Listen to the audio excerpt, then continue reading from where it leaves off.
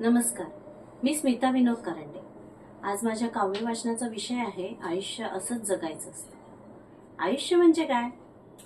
जे जन्मापासून सुरू होतं आणि मरेपर्यंत असतं। मग ते आयुष्य कसं जगतो हे आपण आता कवितेमध्ये पाहूया।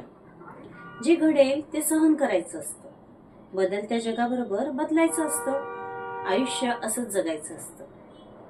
कुठून सुरू झालं हे माहीत नसलं तरी कुठेतरी थांबायचं असतं।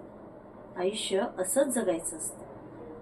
कुणासाठी काहीतरी निस्वार्थपणे करायचं असतं। स्वतःच्या सुखापेक्षा इतरांना सुखवायचं असतं। आयुष्य असंच जगायचं असतं।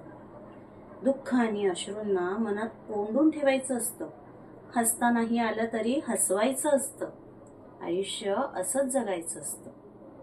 पंखांमध्ये बळ आल्यावर घरटं सोडायचं असतं। आकाशात झेपावूनही धरतीला विसरायचं नसतं। आयुष्य असंच जगायचं असतं।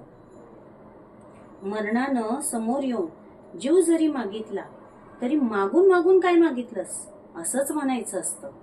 आयुष्य असंच जगायचं असतं। इच्छा असेल नसेल तरी जन्मभर जगायचं असतं, पण जग सोडताना मात्र समाधानाने जायचं असतं।